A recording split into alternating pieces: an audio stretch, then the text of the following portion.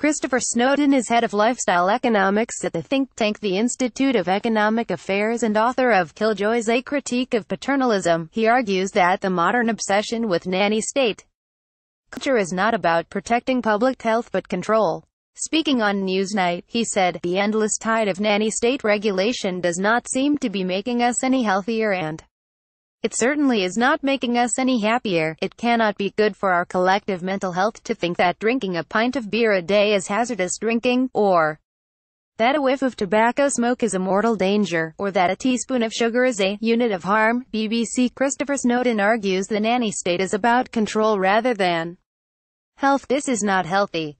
But then, it has never really been about health. Fast food, fixed odds betting terminals, cheap alcohol, cigarettes, sugary drinks, what do they all have in common? They are all more popular with ordinary working people than they are with the wealthy. The current public health crusade is really just the latest in a long line of attempts by middle-class killjoys to impose their tastes on the masses.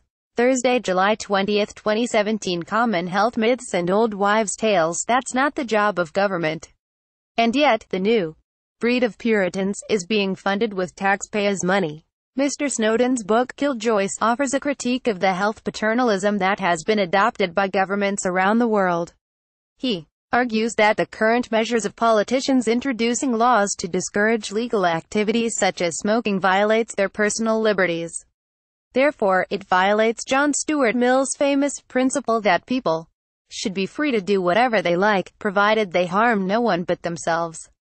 Friday, November 17, 2017. The surprising health benefits of mulled wine. Mr. Snowden argues it is also unnecessary as we have never been so healthy. He adds, "We have never been so healthy, so let's kick out the killjoys." The Puritans are on the march. For the first time in a century, the temperance movement is winning the political battle. Smokers are virtually second-class citizens. Sugar is the new tobacco. Tolerance is out. Coercive paternalism is back, and this time it calls itself public health. BBC. Mr. Snowden believes the current legislation impedes on personal liberty. Never in history have we had less reason to panic about our health. And yet barely a day goes by without some moral entrepreneur warning us about imaginary epidemics and time bombs. Mr. Snowden talks about the vast network of regulatory boss funded by the taxpayer to regulate our lives. These include Public Health England, UK Public Health Network, ASH, Alcohol Concern, Public Health Action and Gulp.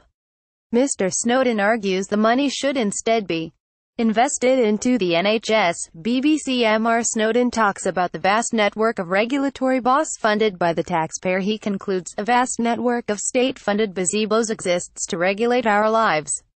This has to stop. The nanny-state industry should be defunded and the money saved should spent on healthcare. Britain is becoming a joyless and oppressive place to live. It's time to kick out the Puritans.